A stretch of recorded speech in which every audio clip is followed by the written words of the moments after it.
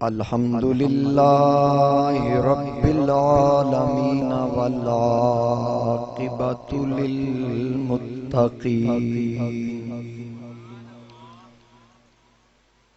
الصلاة والسلام علی من کان نبیا وآدم بین الماء والطین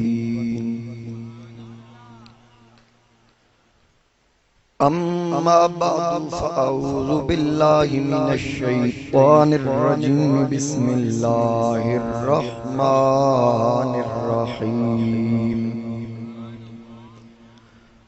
ولا تحسبن الذين قتلوا في سبيل الله امواتا بل احياء عند ربهم يرزقون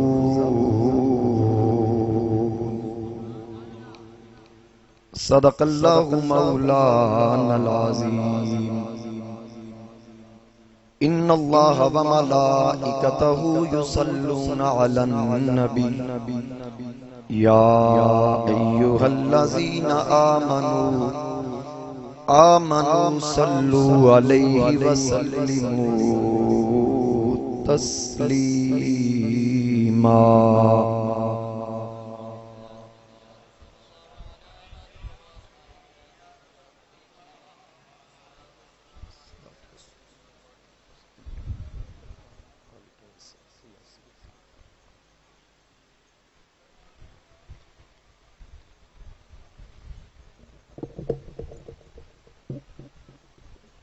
بسط واجب الاحترام معزز حاضرین و سامعین، میرے بزرگوں، دوستوں، نوجوان ساتھیوں، السلام علیکم ورحمۃ اللہ وبرکاتہ۔ آج ماہ محرم الحرام کا آخری جمعہ ہے۔ لگاتار مسلسل ذکر آل بیت اطہار اور واقعہ کربلا کے حوالے سے ہماری گفتگو کا سلسلہ جاری ہے۔ اسی سلسلے کو آگے بڑھانے کے لیے میں نے اللہ رب العزت کے پاک کلام قرآن کریم سے مقدس کلمات حصول برکت کے لیے تلاوت کرنے کا شرف حاصل کیا، جس میں اللہ رب العزت نے ارشاد فرمایا وَلَا تَحْسَبَنَّ الَّذِينَ قُتِلُوا فِي سَبِيلِ اللَّهِ أَمْوَاتًا، اور جو اللہ کی راہ میں مارے گئے انہیں ہرگز مردہ نہ جانو، ہرگز مردہ خیال نہ کرنا، بل احیاء عند ربہم، بلکہ وہ اپنے رب کے پاس زندہ ہیں، یرزقون، اور روزی پاتے ہیں۔ حاضرین کرام، شہید کی حیات کے بارے میں یہ مقدس کلمات کہ اللہ رب العزت نے ارشاد فرمایا کہ وہ زندہ بھی ہیں اور روزی بھی پاتے ہیں، اور اس کے علاوہ اللہ رب العزت نے ارشاد فرمایا وَلَا تَقُولُوا لِمَنْ يُقْتَلُ فِي سَبِيلِ اللَّهِ أَمْوَاتٌ بَلْ أَحْيَاءٌ، اور جو خدا کی راہ میں مارے جائیں انہیں مردہ نہ کہو۔ اس مقام پہ کہا مردہ خیال نہ کرنا، ذہن میں نہ لانا، اس مقام پہ فرمایا مردہ کہنا بھی نہیں، سوچنا بھی نہیں۔ بل احیاء، دونوں مقامات پہ بلکہ وہ زندہ ہے، اور وہاں ہے عند ربہم یرزقون، اللہ کے پاس زندہ ہے، روزی پاتے ہیں۔ یہاں کیا فرمایا ولکن لا تشعرون، وہ زندہ ہے، ہاں تمہیں خبر نہیں۔ اب یہ شہید کے بارے میں اللہ رب العزت ارشاد فرما رہا ہے، یہ جو ولا تقولوا لمن یقتل فی سبیل اللہ اموات، یہ شہدائے بدر کے لیے نازل ہوئی۔ جو بدر کے شہداء تھے یہ ان کے حق میں نازل ہوئی کہ لوگوں نے کہنا شروع کر دیا فلاں کا انتقال ہو گیا، فلاں مارا گیا، فلاں مارا گیا، تو اللہ تعالیٰ نے ان کے حق میں فرمایا نہیں وہ مرے نہیں، وہ تو زندہ ہیں۔ یہ بدر کے شہداء کے لیے نازل ہوئی، اور اب اس کا حکم جو بھی اللہ کی راہ میں لڑتا ہوا، اللہ کی رضا کے لیے لڑتا ہوا مارا جائے، ہر اس شہید کے لیے ہے کہ وہ مرنے کے بعد بھی زندہ ہے، اس کو نہ مردہ کہنا ہے نہ اس کو مردہ سوچنا ہے، بل احیا، بلکہ وہ زندہ ہے۔ اور پھر موت کے بعد ہی اللہ تعالیٰ شہداء کو حیات عطا فرما دیتا ہے، ان کی ارواح پر رزق پیش کیے جاتے ہیں، انہیں راتیں دی جاتی ہیں، انہیں اجر و ثواب بھی ملتا ہے، اور ان کے عمل بھی جاری رہتے ہیں۔ حدیث شریف میں آتا ہے کہ شہداء کی روحیں سب پرندوں کے قالب میں جنت کی سیر کرتی ہیں، جنت کی سیر کرتی ہیں، اور وہاں کے میوے اور نعمتیں کھاتی ہیں۔ جب شہید جام شہادت نوش کرتا ہے، اس کے خون کا قطرہ زمین پر بعد میں گرتا ہے، بے پردہ خدا کا جلوہ پہلے دیکھ لیتا ہے۔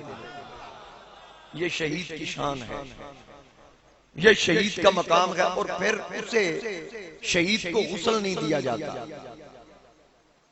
شہید کو کفن نہیں دیا جاتا، بلکہ آقا کریم علیہ السلام کے پیارے چچا حضرت سید الشہداء حضرت امیر حمزہ رضی اللہ تعالی عنہ، آپ کے بارے میں بھی آتا ہے آپ بھی غسیل الملائکہ ہیں، اور ان کے علاوہ حضرت حنظلہ کے بارے میں بھی آتا ہے آپ بھی غسیل الملائکہ ہیں، یعنی ملائکہ نے آپ کو غسل دیا۔ کس وجہ سے؟ کہ جس وقت آپ جنگ میں شریک ہوئے تو حالت جنابت میں تھے، حالت جنابت میں تھے، جب جام شہادت نوش کر گئے تو میرے مصطفیٰ کریم علیہ السلام نے ارشاد فرمایا کہ ان شہداء کو فرشتے غسل دے رہے ہیں، فرشتے غسل دے رہے ہیں۔ کس وجہ سے؟ کیونکہ یہ حالت جنابت میں تھے، تو پھر اس لیے وہ ہستیاں غسیل الملائکہ ہیں۔ یہ شہید کا مقام و مرتبہ ہے۔ اور پھر سوچنے کی بات یہ ہے کہ حضرت امیر حمزہ ہوں جن کی شہادت کا میرے نبی کو اتنا صدمہ ہوا، اتنا دکھ ہوا کہ آقا کریم علیہ السلام تشریف فرما ہیں، حضرت امیر حمزہ کی میت پر حضور علیہ السلام رو رہے ہیں، نبی علیہ السلام دیکھ کر کہتے ہیں کہ میرے چچا پہ میرے علاوہ رونے والا کوئی نہیں۔ جب باقی شہداء کے گھروں میں یہ خبر پہنچی تو وہ اپنی اپنی میتوں کو چھوڑ کر وہ خواتین حضور کے چچا پر رونے کے لیے تشریف لے آئی۔ اس وقت تک نوحہ جائز تھا، اس کے بعد نوحہ حرام ہو گیا۔ یعنی اس بات سے میرے نبی علیہ السلام نے امت کو روک دیا، جہاں شریعت روک دے ہم رک جاتے ہیں، ہم شریعت کی حدوں کو کراس کرنے والے نہیں ہیں۔ یہ ذہن میں رکھیے گا، رونا یا غم منانا، افسوس کرنا یہ الگ چیز ہے، لیکن ہائے وائے کرنا، ہاتھ مارنا یہ مسلک اہل سنت میں نہیں بلکہ اسلام میں نہیں، یہ جائز نہیں۔ اگر یہ ہوتا تو جتنے ائمہ اہل بیت تھے ان میں سے کسی نے یہ عمل کیا ہو تو ہمیں بتایا جائے، جب انہوں نے نہیں کیا تو تم حسین کے ان سے زیادہ لگتے ہو۔ بات سمجھ آ رہی ہے؟ تو جب ائمہ اہل بیت نے نہیں کیا، ان نفوس قدسیہ نے جب یہ عمل نہیں کیا، اللہ کا قرآن کیا کہہ رہا ہے؟ ان اللہ مع الصابرین، اللہ صابروں کے ساتھ ہے۔ یہ صبر ہے؟ یہ کون سا صبر ہے؟ کون سا طریقہ ہے صبر کرنے کا؟ رب تو کہتا ہے میں صابروں کے ساتھ ہوں، اور میرے نبی علیہ السلام کی دعا ہے اللہم آت الحسین صبرا واجرا، میرے مولا حسین کو صبر بھی دینا، اس کے کیے کا اس کو اجر بھی دینا۔ تو حسین تو صابر ہے، تو جو حسین کے نام پر بے صبری کا مظاہرہ کر رہے ہیں وہ کون؟ یہ یاد رکھیے گا، ان کا نہ میرے نبی سے کوئی تعلق ہے نہ میرے نبی کی اہل بیت سے کوئی تعلق ہے۔ صحابہ سے ان کا تعلق ویسے ہی نہیں، وہ تو وہ خود اقرار کرتے ہیں، کیونکہ چنگیاں نال تعلق چنگیاں دا ہوندا، بھیڑیاں دا نہیں۔ بات سمجھ آئی ہے؟ کیونکہ صحابہ کے ساتھ وہ محبت رکھتا ہے جس کا ظاہر بھی پاک ہو باطن بھی پاک ہو۔ تے پلید دا پتر پاکاں دے نیڑے کیویں آ سکتا ہے؟ سمجھ رہے ہیں نا میری بات کو؟ صحابہ کرام کے ساتھ اسی کا تعلق ہوگا جس کا چلو رنگ کالا ہوئے خیر اندر کالا نہ ہو،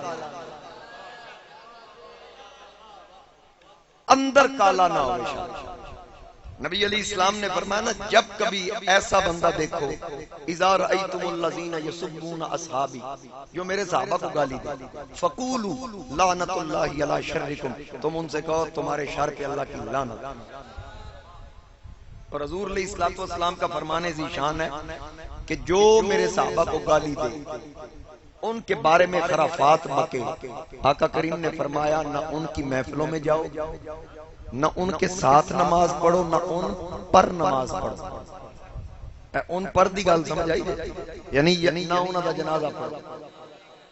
مطلق میں یہ کہہ رہا ہوں جو صحابہ کا بغضی، صحابہ کو گالی دینے والا، برا کہنے والا کوئی بھی ہو، میں کسی کا نام نہیں لے رہا، بس وہ کوئی بھی ہو، کسی صورت میں ہو، اگر صحابہ کو گالی دیتا ہے، نبی علیہ السلام نے فرمایا نہ ان کی محفلوں میں بیٹھو، نہ ان کے ساتھ نماز پڑھو، نہ ان پر نماز پڑھو۔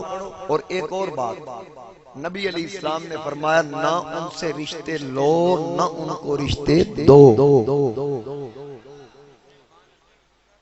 بعض جگہ پہ جاتے ہیں نا خطابات کے لیے، کہتے ہیں جی ذرا خیال کرے جی اسا رشتے لے دیتے ہیں، میں کہا نبی پاک منع کیتا سی، تسی کیوں دیتے ہیں؟ تسی کیوں لے؟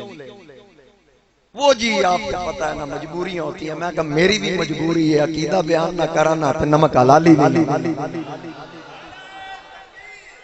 اللہ اکبر۔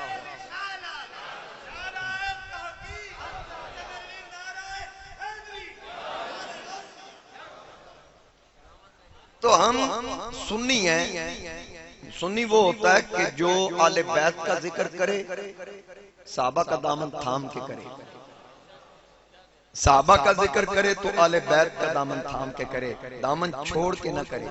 جب ہم صحابہ کی تعریف کرتے ہیں تو پھر بھی ہماری عقیدت نسبتیں آل بیت سے ٹوٹتی نہیں ہیں، تو جب ہم آل بیت کی تعریف کرتے ہیں تو صحابہ سے بھی ہمارا تعلق ٹوٹتا نہیں، کیونکہ یہ ٹوٹنے والا ہے ہی۔ یہ عقیدتیں، یہ محبتیں، یہ تو حشر کے میدان میں بھی کام آئیں گی، یہ بخشش کا سبب بنے۔ تو بات عرض کر رہا تھا کہ جو اللہ کی راہ میں لڑتا ہوا مارا جائے اس کو مردہ کہنا بھی نہیں۔ اور بولو، رستے بند تھے، یقیناً آپ کو تکلیف ہوئی ہوگی، ہوئی ہے نا؟ میرا تو کوئی قصور نہیں، میں آپ 5 منٹ دا فاصلہ، میری رہائش 5 منٹ دے فاصلے، میں آدھا گھنٹہ 5 منٹ لا کے بہرحال چلو ایک ہو جائیں آکو سبحان اللہ۔ یہ مجبوریاں ہیں، ظاہر ہے انتظامیہ کی بھی مجبوری ہے، تو اللہ تعالی ہمارے ملک کو امن کا گہوارہ بنائے۔ بات میں عرض کر رہا ہوں کہ جو اللہ کی راہ میں لڑتا ہوا مارا جائے اسے مردہ کہنا بھی نہیں اور مردہ سوچنا بھی نہیں۔ اب ظاہر ہے کہ ایک بندے کی شارت کٹ جائے، بدن کے ٹکڑے ہو جائے، انسان سوچتا تو ہے نا کہ یار یہ زندہ کیسے ہے، ذہن میں آتا ہے کہ یہ زندہ کیسے ہے، لیکن وہ فرماتا تم نے نہیں سوچنا، اس بارے میں نہیں سوچنا۔ اگر عقل کا گھوڑا دوڑائے گا تو پھر اس کی قدرت ہے، وہ زندہ رکھ سکتا ہے۔ غالباً یہاں میں نے بیان کیا ہوگا کہ نبی علیہ السلام کو وہ گوشت کے ٹکڑے میں زہر دیا گیا، پچھلے جو میں بیان ہوا۔ چلیں میں اشارتاً ایک بات اس میں سے عرض کر دوں، وہ گوشت کا ٹکڑا تھا، پہلے وہ کٹا، بکری تھی یا بکرا جانور تھا، اس کو کاٹا گیا، کھلڑی ادھیڑی گئی، گوشت کے ٹکڑے ہوئے، پھر مسالہ لگایا گیا، پھر وہ چولہے پہ آیا، آگ پہ آیا، پھر اس کو زہر کے ساتھ اس کو رنگین کیا گیا، زہر اس میں شامل کی گئی، پھر نبی علیہ السلام کو کھلایا گیا۔ تو نبی علیہ السلام کو وہ ٹکڑا بول کے کہتا ہے، وہ گوشت، جانور کے گوشت کا ٹکڑا بول کے کہتا ہے اے پیارے حبیب مجھے نہ کھائیے، مجھ میں زہر ملا ہوا ہے، اب جس گوشت میں زہر مل جائے، آگ پہ پکا دیا جائے، چھریاں چل جائیں، ٹکڑے ہو جائیں، محمد کے سامنے آ کے وہ بھی بولتا ہے۔ اب وہ گوشت کا ٹکڑا بول رہا ہے تو پھر ماننا پڑے گا شہدائے احد بھی زندہ ہیں، شہدائے بدر بھی زندہ ہیں، شہدائے خندق بھی زندہ ہیں، شہدائے حنین بھی زندہ ہیں، شہدائے کربلا بھی زندہ ہیں، کہ یہ نصیحتی واضح کر رہی ہے۔ اور پھر قرآن کا مزاج دیکھیے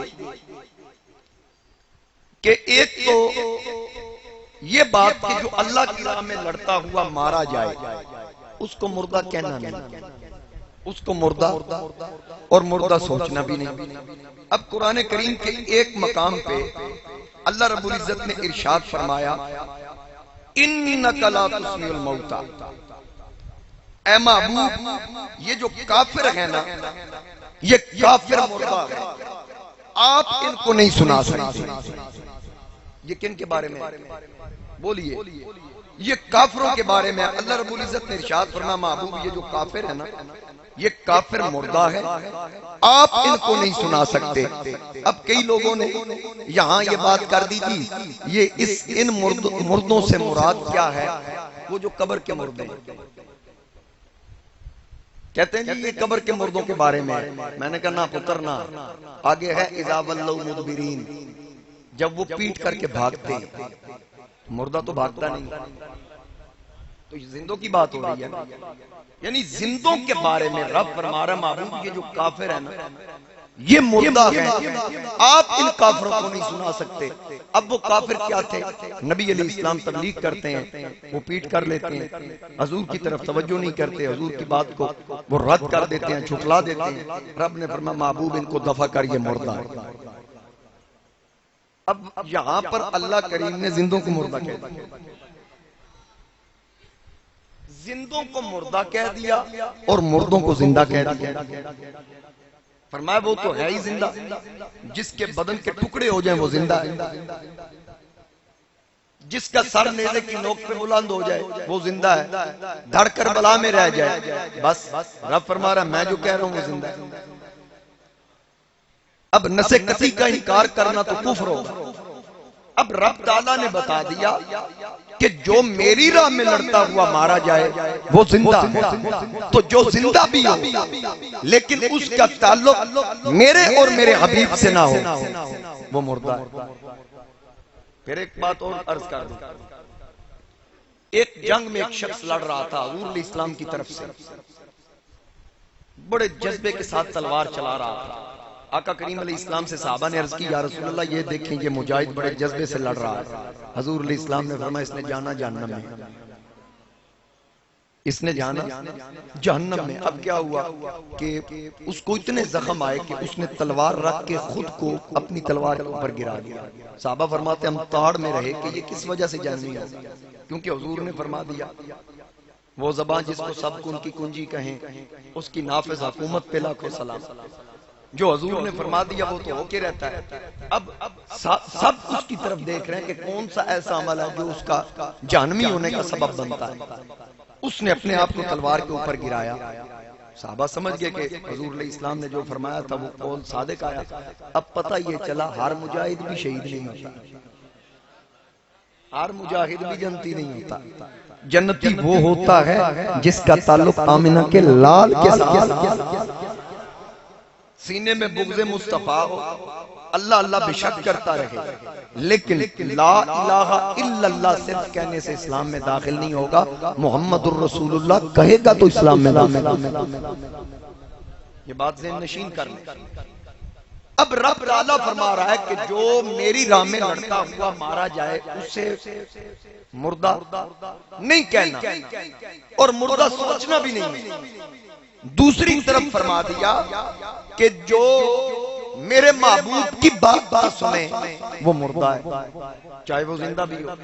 میں نے کہا مولا سمجھ نہیں آئی، نبضیں چل رہی ہیں، سانسیں چل رہی ہیں، خون رگوں میں گردش کر رہا ہے، دل دھڑک رہا ہے، اس کے باوجود مردہ، اور ادھر دیکھوں تو دھڑ کر بلا میں رہ جاتے ہیں، سر شام کے بازاروں میں پہنچ جاتے ہیں۔ اگر میں بدر میں دیکھوں تو حضرت امیر حمزہ کا سینہ چاک کر کے کلیجہ نکال کر اس کا مسلح کیا جاتا ہے، آپ کے اعضاء کاٹ کر اس کا ہار بنایا جاتا ہے۔ کلیجہ نکال کر دانتوں کے نیچے چبایا جاتا، ناک کاٹ لیا گیا، ہونٹ کاٹ لیے گئے، کان کاٹ لیے گئے، دیگر اعضاء کاٹ لیے گئے، اس کے باوجود یا اللہ تو فرما رہا ہے کہ یہ زندہ ہے، مردہ کہنا بھی نہیں، سوچنا بھی نہیں، وجہ کیا ہے؟ آواز قدرت آئی، یہی تو بتانا ہے کہ موت مصطفیٰ کے ساتھ غداری کا نام ہے، حیات محمد کے ساتھ وفاداری کا نام ہے۔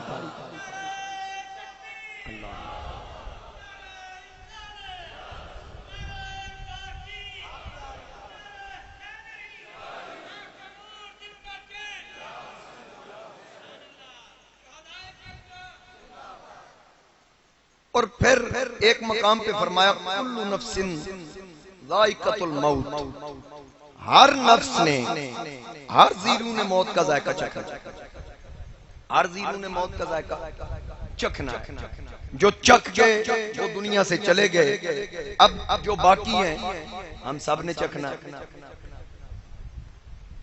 پھر ذائقے کا بھی فرق ہوتا ہے، میٹھا بھی ہوتا ہے، کڑوا بھی ہوتا ہے، پتہ کیسے چلے گا میٹھا کس نے چکھا ہے، کڑوا کس نے چکھا ہے؟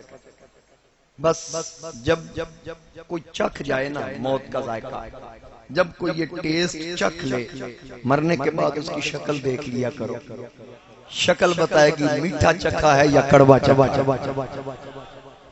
بس یہ ذہن میں رکھ لیں۔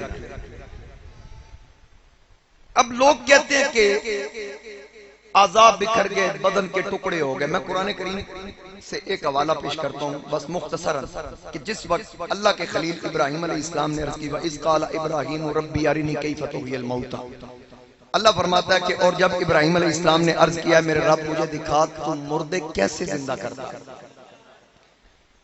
قَالَ أَوَلَمْ تُؤْمِنْ، فرمایا کیا تجھے اس بات کا یقین نہیں کہ میں ہی زندہ کرتا ہوں؟ آگے عرض کی قَالَ بَلَا، عرض کی کیوں نہیں، میں اس بات کو تسلیم کرتا ہوں، وَلَٰكِن لِيَطْمَئِنَّ قَلْبِي، مگر میں دل کو تسلی دینا چاہتا ہوں، یعنی علم الیقین سے عین الیقین تک پہنچنا چاہتا ہوں، مجھے علم ہے کہ زندہ کرتا ہے لیکن آنکھوں سے دیکھنا چاہتا ہوں۔ اب یہاں پر مسئلہ اتنا تھا کہ مردے کیسے زندہ کرتا ہے، بات اسی پہ ختم ہو جاتی کہ کسی قبر کا مردہ اٹھا لیا جاتا، زندہ کر دیا جاتا، رب فرما دیتا خلیل دیکھ لے میں نے مردہ زندہ کر دیا۔ بات سوال بھی اتنا تھا، جواب بھی اتنا کافی تھا، لیکن اس کا کوئی بھی فعل حکمت سے خالی نہیں۔ اس نے حکمت کے تحت فرمایا اے پیارے خلیل فخذ اربعۃ من الطیر، 4 پرندے لے لو، فسرہن الیک، اپنے ساتھ ان کو مانوس کر لو، ہلا لو، پھر ان کے گلے کاٹو، کھلڑی ادیڑو، ان کا قیمہ کرو، بوٹیاں کرو، آپس میں مکس کرو، ثم اجعل علی کل جبل منہن جزءا، پھر اس کے بعد ان کو پہاڑیوں پر بکھیر دو، ٹکڑے پہاڑ پہ رکھ دو، بکھیر دو، ثم ادعوہن، پھر ان کو پکارو۔ علمی گل ہے نا، تاں سبحان اللہ نہیں ہے۔ ہونے میں شیر چکنا تو زیادہ گنا واہ واہ واہ کمال کر دے، آکو سبحان اللہ۔ اللہ تعالیٰ نے ارشاد فرمایا ثم ادعوہن، پھر ان کو پکارو، کن کو؟ جن کے گلے پہ چھریاں چل گئیں، سر دھڑ سے الگ ہو گئے، ان کو پکارو جن کی کھال اتر گئی، ان کو پکارو جن کا قیمہ ہو گیا، بوٹیاں ہو گئی، ان کو پکارو جن کی بوٹیاں آپس میں مکس کر دی گئی، ان کو پکارو جن کی بوٹیاں قیمہ آپ نے پہاڑوں پہ بکھیر دیا۔ یہ کون فرما رہا ہے؟ رب فرما رہا ہے۔ لوگ کہتے ہیں مردے سنتے نہیں، رب فرماتا ہے جن کو تو نے ہاتھوں سے مارا ذرا پکار تو صحیح ہو۔ اے پیارے خلیل ان کو پکار جن کو تو نے ہاتھوں سے مارا ہے۔ اب خلیل علیہ السلام ان کو پکارتے ہیں، یا تین کسا، یا اللہ فرماتا ہے جب تو پکارے گا وہ اپنے پروں کے ساتھ، پاؤں کے ساتھ دوڑتے تیرے پاس چلے آئیں۔ پھر ایسا ہوا بھی ہے، خلیل علیہ السلام نے پکارا، وہ سارے زندہ ہو گئے۔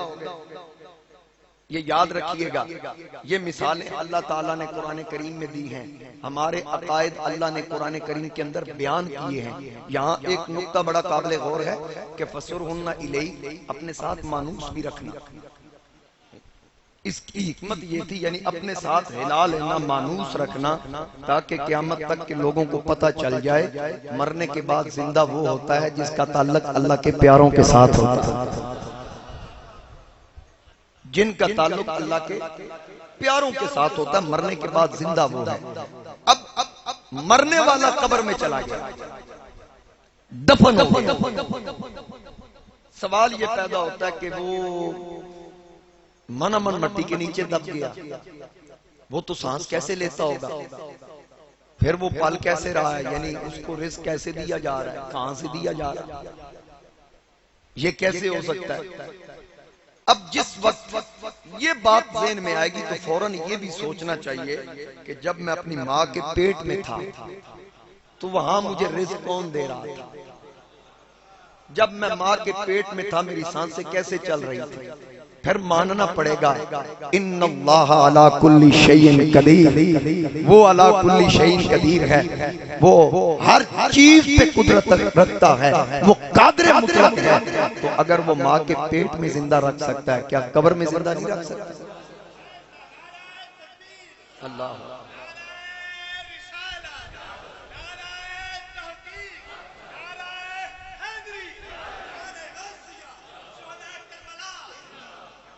یہاں اللہ تعالیٰ نے یہ جو حضرت خلیل علیہ السلام کے بارے میں آیت مقدسہ میں نے پڑھی، اس سے جو اگلی آیت ہے اللہ رب العزت نے ارشاد فرمایا مَثَلُ الَّذِينَ يُنْفِقُونَ أَمْوَالَهُمْ فِي سَبِيلِ اللَّهِ، یہ سخیوں کی اللہ مثال دے رہا ہے جو اپنے مال سے اللہ کی راہ میں خرچ کرتے ہیں۔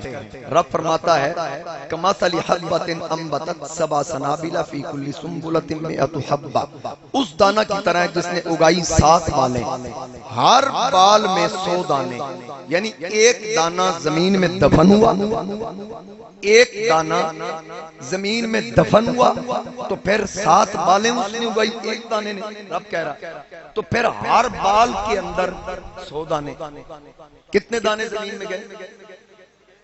چلو جڑے پنڈا چوان دے ہو تسی بولو ذرا، ایک دانہ زمین میں گیا، ملک صفدر صاحب بھٹی صاحب، ایک دانہ زمین میں گیا تو بالیں کتنی، دانے کتنے؟ ہر ایک میں 100 دانہ ہو تو کتنے دانے بنے؟ 700 بنے، یعنی ایک دانہ زمین میں دفن ہوا تو 700 گنا پاور لے کے پھر سامنے آتا ہے۔ مجھے یہ بتائیے کہ جو دانہ کس کے لیے فنا ہوا ہے؟ کھا کے بھول گئے ہو؟ آپ کے لیے، میرے لیے، یہ دانہ میرے اور آپ کے لیے فنا ہوا تو پھر 700 گنا طاقت لے کے پھر ابھرتا ہے، یعنی 700 گنا پاور کو شو کر رہا ہے۔ جو دانہ تیرے میرے لیے فنا ہو کے زمین میں دفن ہو جائے وہ تو 700 گنا طاقت کو شو کرے، جو خدا رسول کے لیے فنا ہو کے زمین میں دفن ہو، شہید کا کیا مقام ہو؟ اس شہید کا کیا مقام ہو؟ اب سمجھ آئیے کہ شہید کا مقام کیا ہے، شہید کا مرتبہ کیا ہے۔ اور پھر آگے چلیے، اگر کوئی بندہ روزے کے ساتھ ہو، شاید میں نے پہلے بھی مثال دی، پھر نئے چہرے بھی ہیں، پھر ایک بار پھر میں عرض کر دوں سمجھانے کے لیے، کوئی بندہ روزے کے ساتھ ہونا، فرض روزہ، کوئی چیز چکھ لے، رمضان شریف کا مہینہ ہے، جان بوجھ کے چکھنے کے ساتھ روزہ ٹوٹ جائے گا، قضا لازم آئے گی، یا لگاتار 60 روزے رکھے یا 60 مسکینوں کو کھانا کھلانا، یہی مسئلہ ہے، یہی مسئلہ ہے، آپ کو سمجھ آ گئی ہے۔ اور ایک خاتون ہے جس کا خامن سخت مزاج ہے، وہ ڈرتی ہے میں نے اس کے لیے افطاری تیار کرنی ہے، اگر کھانا اس کے مزاج کے خلاف ہوا تو ناراض نہ ہو جائے، اس کے لیے فقہا فرماتے ہیں، علماء فرماتے ہیں کہ وہ چکھ لے، چکھ کے تھوک دے، اس کا روزہ نہیں ٹوٹے۔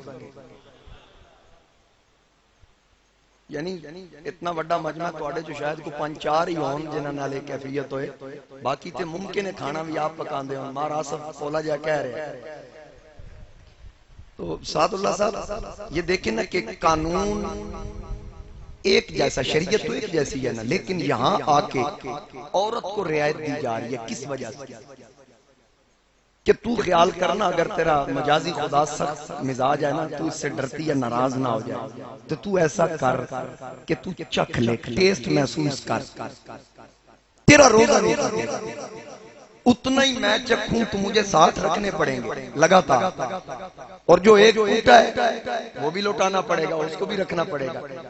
لیکن وہیں بیٹھ کر اگر خاتون خاوند کی محبت میں چکھ رہی ہے، اس کا روزہ نہیں ٹوٹ رہا، آپ چکھ رہے ہیں، آپ کا ٹوٹ رہا ہے۔ میں نے کہا کیا ہوا یہاں فرق کیوں آ گیا؟ آواز قدرت آئی کہ اس نے چکھا ہے مجازی خدا کی محبت میں، اس نے ذائقہ چکھا ہے مجازی خدا کی محبت میں، اس کا روزہ نہیں ٹوٹا۔ تو پھر مجھے مسئلہ سمجھ آ گیا، جو مجازی خدا کی محبت میں کھانے کا ذائقہ چکھ لے تو رمضان کا روزہ اس کا روزہ نہیں توڑتا، تو جو خدا کی محبت اور حقیقی خدا کی محبت میں موت کا ذائقہ چکھ لے، اس کی زندگی کا روزہ کیسے ٹوٹ سکتا ہے؟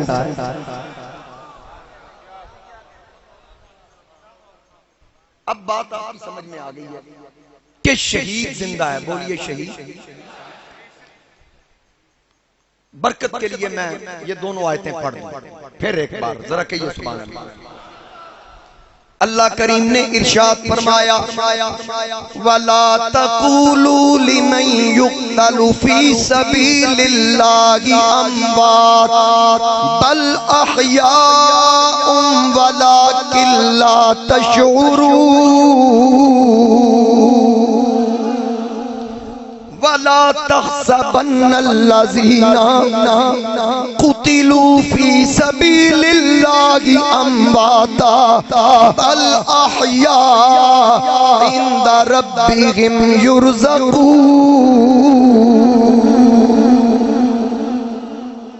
ایک جمعہ چھٹی کر کے بول گئے۔ یہ دونوں مقامات ہیں جو یہ واضح کر رہے ہیں کہ شہید مرنے کے بعد بھی بولیے زندہ ہے۔ تو جن شہداء کی ہم بات کر رہے ہیں وہ کس لیے لڑ رہے تھے؟ دیکھیے پہلی بات تو یہ ہے کہ حسین پاک جب مدینہ سے نکلے لڑنے کے لیے نہیں نکلے، یہ ذہن میں رکھیں، لڑنے کے لیے حسین پاک نہیں آئے، بلکہ میرے امام عالی مقام یہ چاہتے تھے کہ مدینہ میں قتل و غارت نہ ہو، خون ریزی نہ ہو۔ مدینہ شریف چھوڑ دیا، مکہ میں رہے۔ جب کوفیوں کو پتا چلا انہوں نے خط لکھ دیے، سوچا کہ میرے ابا جان کا فرمان ہے، نانا جان کا حکم انہوں نے مجھے سنایا تھا کہ نبی علیہ السلام نے فرمایا کہ دمبے کی صورت میں مکہ کی عظمت کو پامال کیا جائے گا، میں نہیں چاہتا کہ وہ دمبا میں نہ بن جائے، اس لیے میں مکہ چھوڑ کے جا رہا ہوں۔ آپ کوفہ کی طرف آئے، وہاں مسلم بن عقیل کو شہید کیا گیا، ان کے بچوں کو شہید کیا گیا۔ پھر اس کے علاوہ امام مسلم کی شہادت کی خبر سننے کے باوجود حسین پاک نے سفر جاری رکھا، کیونکہ کثیر تعداد میں کوفیوں کے خطوط تھے، آپ وہاں تشریف لے آئے۔ پھر جو معاملات چلے میں کچھ حصہ عرض کر چکا ہوں کہ پانی بند ہوا، کس قدر ستایا گیا، بار بار پیغامات بھی آئے۔ اب حسین پاک نے وہاں جب دیکھا کہ لڑائی کا ماحول ہے، آپ کے والد گرامی حضرت مولا علی شیر خدا نے بوقت وصال آپ کو وصیت فرمائی تھی کہ بیٹا یاد رکھنا کبھی کسی کے سامنے تلوار اٹھانے میں پہل نہ کرنا، کیونکہ جو جنگ کی تلاش میں رہتا ہے وہ شجاع نہیں ہوتا۔ کبھی کسی کے سامنے تلوار اٹھانے میں پہل نہ کرنا، ہاں اگر کوئی للکارے پھر پیٹھ نہ کرنا۔ اب چونکہ یزیدیوں نے للکار دیا تھا، وہ چاہتے تھے کہ یہ ہمارے ساتھ لڑیں، حسین پاک بار بار سمجھاتے رہے ہم لڑنے نہیں آئے، ہمیں کس جرم کی سزا دینا چاہتے ہو؟ انہوں نے کہا جرم صرف اتنا ہے کہ یزید کی بیعت کا اقرار کرو۔ حسین نے کہا سر کٹ سکتا ہے، دربار یزید میں جھک نہیں سکتا۔ میرے امام نے کہا سر کٹا سکتا ہوں لیکن یزید کے آگے جھکا نہیں سکتا۔ اوے کربل دے شہید اعظم نے ویکھو کیڑا منایا ظالم نو راضی نہیں کیتا سر دیکھ کے یار منایا میرا گلا بالکل ٹھیک ہے سخت کھینچ رہا ہے میرا گلا یا مائک چینج کرو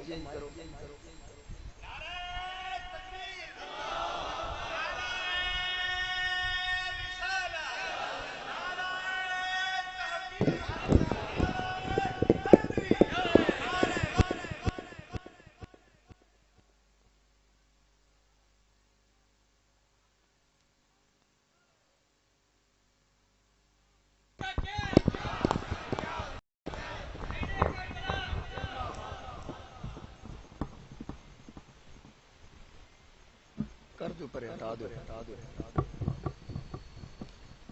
تو حاضرین کرام میرے مصطفیٰ کریم کے لخت جگر نے جناب امام علی مقام امام حسین نے باطل کے سامنے سر نہیں جھکایا اور کیسے اس کے ہاتھ میں ہاتھ دے سکتے تھے کہ جو پلیت تھا جو بدبخت لعین تھا جو شراب پینے والا اور جس کی سوچ یہ تھی کہ میں سب کو ان کے حال پہ چھوڑ دوں اپنی مملکت اپنی حکومت میں کہ جو جیسا چاہے کرتا پھرے کوئی زنا کرے کوئی شراب پیے عیاشی کرے لیکن میرے امام نے کہا نہیں میں ایسے گندے کے ہاتھ میں ہاتھ نہیں دے سکتا ایسے بدبخت کے ہاتھ میں ہاتھ نہیں دے سکتا امام پاک نے دو ٹوک جواب دیا کہ میرا جو جواب مدینے میں تھا جو جواب مکے میں تھا یہاں کربلا میں بھی حسین کا وہی جواب جان تو دے سکتا ہوں نانا کے دین پہ آنچ نہیں آنے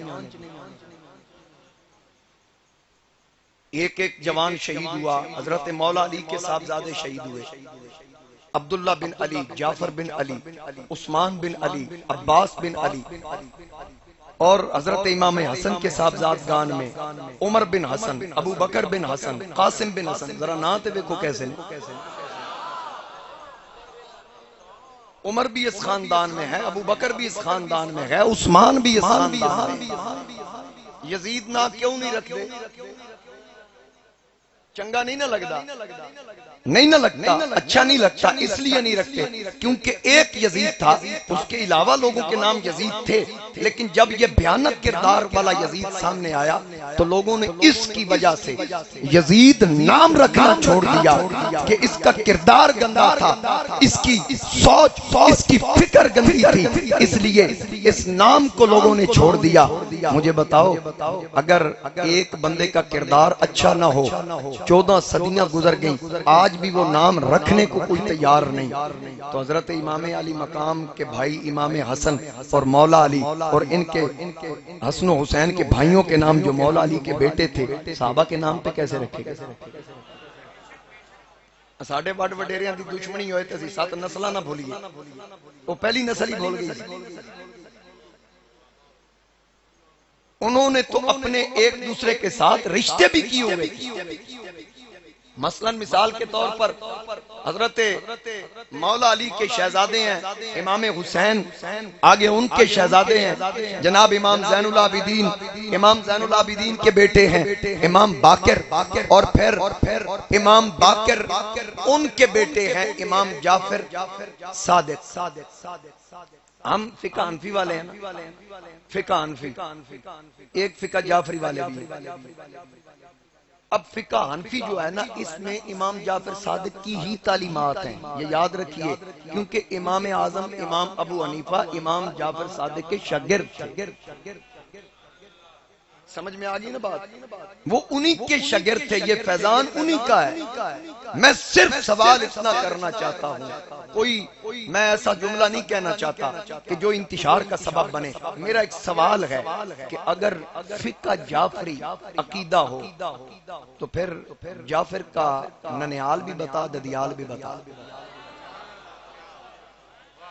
امام جعفر صادق کے والد امام باقر ذرا سنیے ذرا توجہ سے سنیے گا امام جعفر صادق کے والد امام باقر امام باقر کے والد امام زین العابدین امام زین العابدین کے والد امام حسین کے والد مولا علی پھر امام جعفر صادق کی ماں بھی تو ہے نا وہ کون ہے؟ حضرت ام فروہ. ام فروہ کے والد قاسم، قاسم کے والد محمد، اور محمد کے والد ہیں حضرت صدیق اکبر. یعنی امام جعفر صادق کے نانا ہیں جناب ابو بکر صدیق. یہ کیسے کہہ سکتے ہیں کہ آپس میں ناراضگیاں تھیں؟ ناراضگیاں ان کے رشتے ہوں گے. امام جعفر صادق تو فرماتے ہیں میں صادق ہوں ہی اس لیے میرا نانا صدیق ہے. میرا نانا صدیق ہے، وہ تو صدیق کہتے تھے.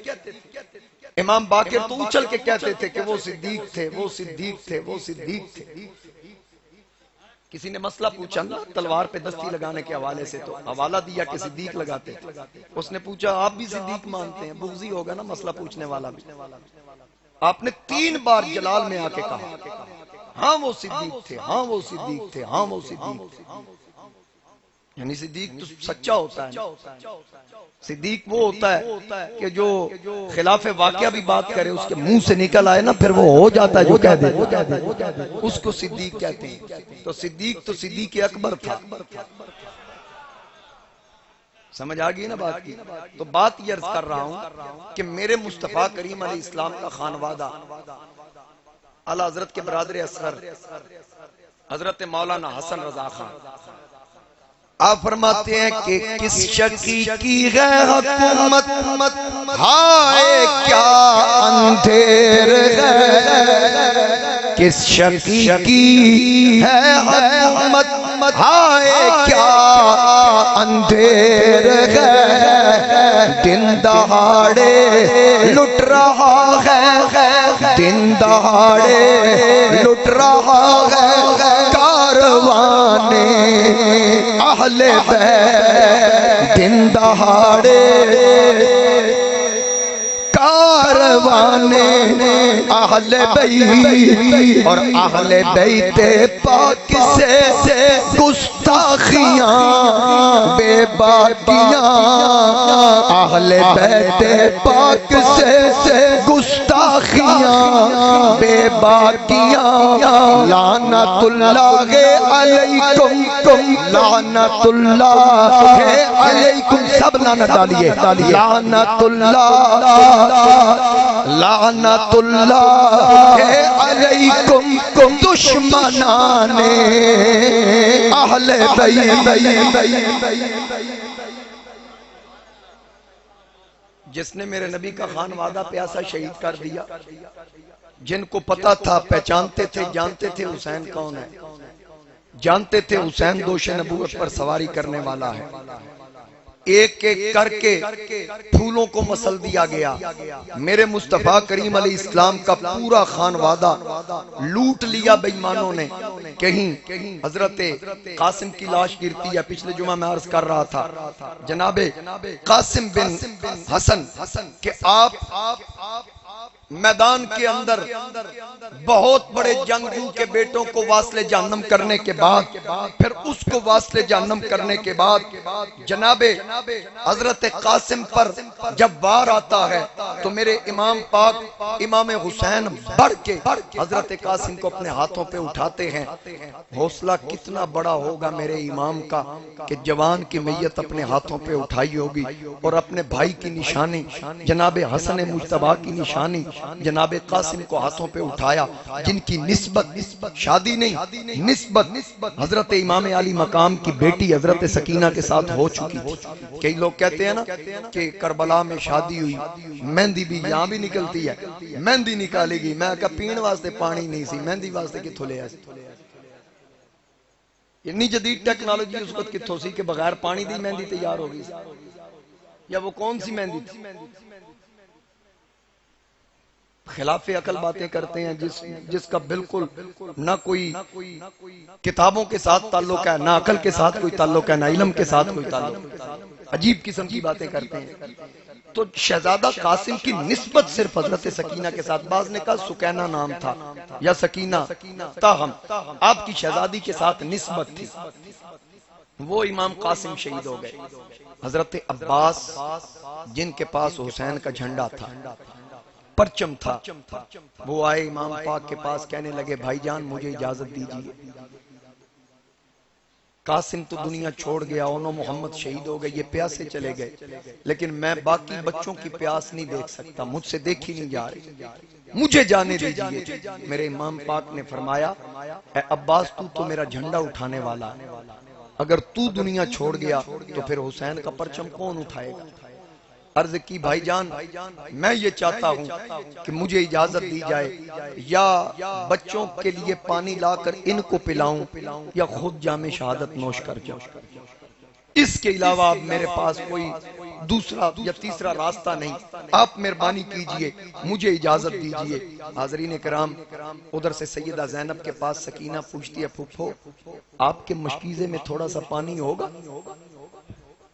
حضرت عباس کے کانوں میں جب آواز آتی ہے تو حضرت عباس سیدہ زینب کی طرف جاتے ہیں تو زینب آواز دے کے کہتی ہے ویر عباس سنیے سکینہ کیا کہہ رہی ہے۔ جناب زینب نے آواز دی غازی عباس بھیا دریا پہ دوڑ جانا، مشکیزہ تم اٹھا کے پانی تو جلد لانا، پیاسی میری سکینہ دنیا سے جا رہی ہے، کدھر ہو غازی بھیا تمہیں زینب بلا رہی ہے۔ میرے امام پاک نے اجازت دی، حضرت عباس گھوڑے پہ سوار ہوئے، جب سوار ہو کے علی کا بیٹا نکلا جس کو قمر بنی ہاشم کہا جاتا تھا، اتنا خوبصورت چہرہ، مولا علی کی شہادت کے بعد جو امام حسن کی کفالت میں رہے، امام حسن کی شہادت کے بعد یہ مسلسل لگاتار کربلا تک امام عالی مقام کے پاس رہے، آج اپنے ویر کے لیے، نانا کے دین کے لیے، بچوں کی پیاس بجھانے کے لیے یہ عباس علمدار مشکیزہ کندھے کے ساتھ لگا کے جب نکل کے نعرہ لگاتا ہے، 300 یزیدیوں کا فرات پہ پہرا تھا، سب پہرا چھوڑ کے بھاگ گئے۔ حضرت عباس آپ نے اپنے گھوڑے کو فرات میں داخل کیا، فوراً جا کے مشکیزہ بھر لیا، اپنے چلو میں پانی لیا کہ تھوڑا سا پانی پی لوں، پھر خیال آیا کہ کہیں ایسا نہ ہو میں تو پانی پی جاؤں، جن کے لیے لینے نکلا وہ کہیں پیاسے نہ رہ جائے۔ پانی واپس ڈال دیا، اپنے گھوڑے کی لگامیں ڈھیلی کی کہ گھوڑا پانی پی لے، گھوڑا تھا یا جو بھی سواری تھی اس کی لگامیں کھولی کہ پانی پی، لیکن اس جانور نے بھی پانی کو منہ نہ لگایا، شاید وہ بھی کہتا ہوگا یہ کیسے ہو سکتا ہے ہمارے مالک پیاسے رہے اور ہم پانی پی جائیں۔ یعنی جانور بھی حیا کر رہا تھا۔ اب جب دیکھا ابن سعد نے دیکھا، وہ کہنے لگا او کہاں گئے ہو؟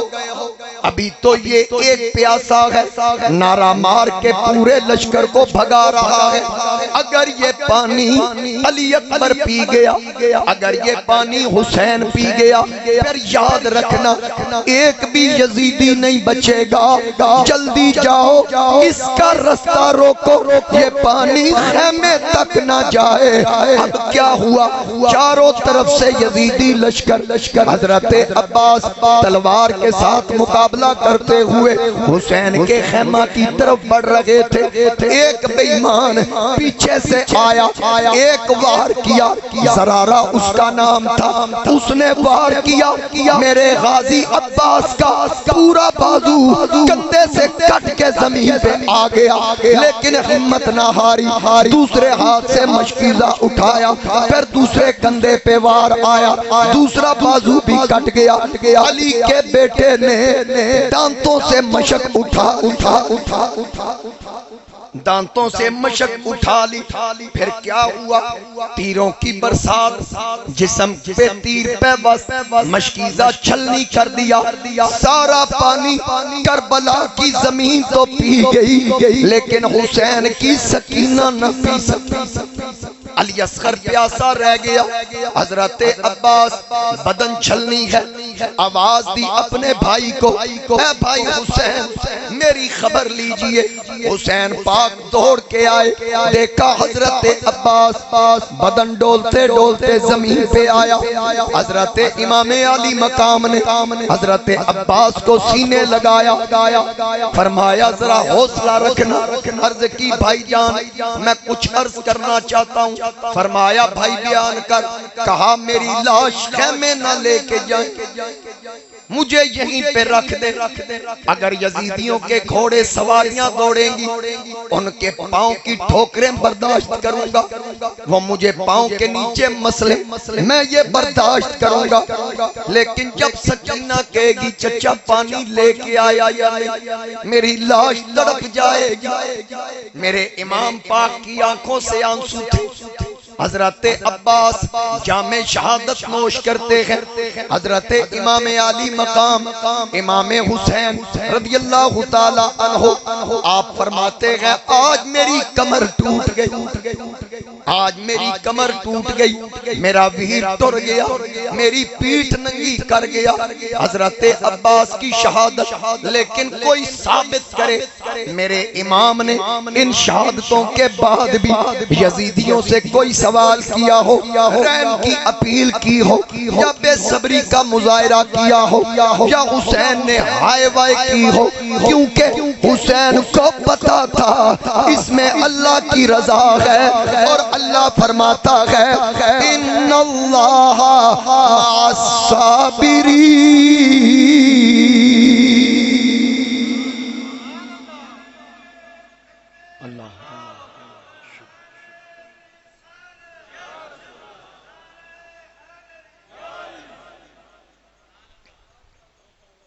میرے امام پاک حضرت عباس کی لاش کو ٹھکانے لگاتے ہیں۔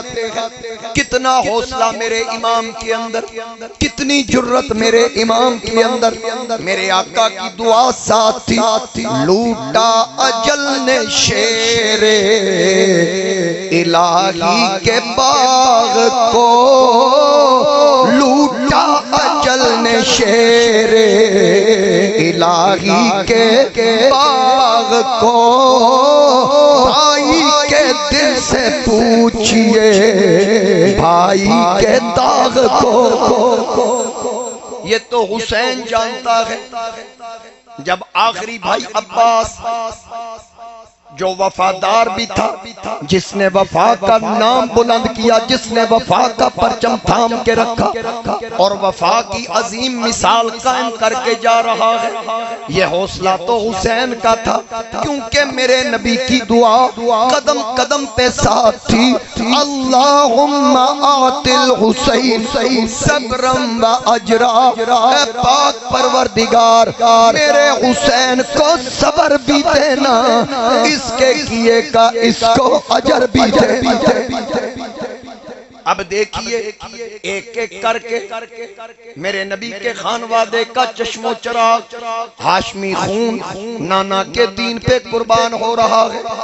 شہزادہ علی اکبر تصویر مصطفیٰ جس کی صورت میرے نبی کے ساتھ ملتی ہے، وہ علی اکبر آئے، عرض کی اے پیارے ابا جان اب مجھے اجازت دیجئے، یزیدیوں کے مقابلے میں مجھے جانے دیجئے۔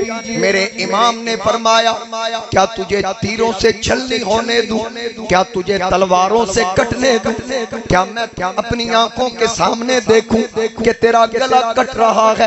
اے علی اکبر یہ یزیدی میرے خون کے پیاسے ہیں، یہ مجھے قتل کرنا چاہتے ہیں، اب مجھے جانے دے تاکہ یہ مجھے شہید کرنے کے بعد ان کو سکون آ جائے۔ میں سمجھتا ہوں میرے بعد یہ کسی کے اوپر تلوار نہیں نہیں اٹھائیں گے، لیکن علی اکبر نے ضد کی، نہ ابا جان میں جانا چاہتا ہوں۔ ذرا دیکھیے ضد بھی کیسی کی جا رہی ہے، دنیا کے لیے نہیں، دنیا کی کوئی چیز طلب نہیں کی جا رہی، بلکہ عرض کیا جا رہا ہے اے پیارے ابا جان مجھے سر کٹانے کی حاجت ہے، نانا کے دین کی خاطر یا مر جاؤں گا یا مار دوں گا، خون دل دے کے نکھاریں گے روخے برگ گلاب، ہم نے گلشن کے تحفظ کی قسم کھائی ہے۔ اب شہزادہ علی اکبر اصرار کر رہا ہے، میرے امام پاک نے کبھی کوئی بات نہیں ٹالی، لیکن آج علی اکبر کہتا ہے ابا جان میری بات کو ٹالیے نہ، میں زندگی کی آخری خواہش آپ کے سامنے پیش کر رہا ہوں۔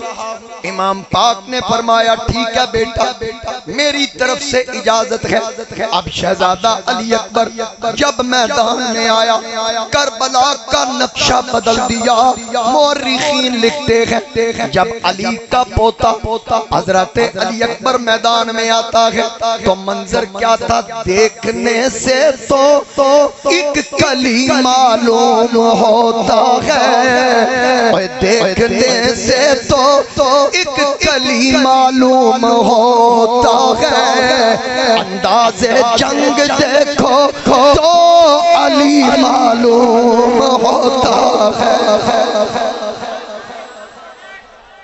جس انداز میں علی اکبر آ رہا ہے کہتے ہیں یہ آنے والا کون ہے؟ اب یزیدی پوچھنے پہ مجبور یہ آنے والا کون ہے، ذرا اس کا تعارف کروایا جائے، ذرا بتایا جائے۔ اب یہ جو میدان کارزار میں آ رہا ہے، آتے ہوئے کہا مجھ سے پوچھئے، میرا تعارف مجھ سے پوچھئے، میں بتاتا ہوں میں کون ہوں، میں بتاتا ہوں میں کون ہوں، میں علی کا پوتا، میں حسین کا بیٹا، میرا نام علی اکبر ہے۔ تقسیم ہوئی دولت دی گھر سے ہمارے، پڑھتا رہا جبریل امین گھر میں ہمارے، پڑھتا رہا جبریل امین گھر میں ہمارے، اے چند قدم خلد بری گھر سے ہمارے، اے چند قدم خلد بری گھر سے ہمارے، آدم سے جو پہلے تھا وہ تھا نور ہمارا، آدم سے جو پہلے تھا وہ تھا نور ہمارا، سر دینا عبادت میں ہے دستور ہمارا۔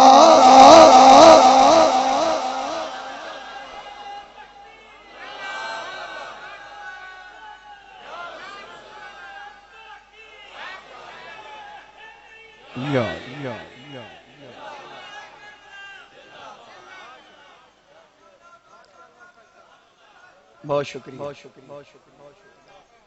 یہ کون تھے؟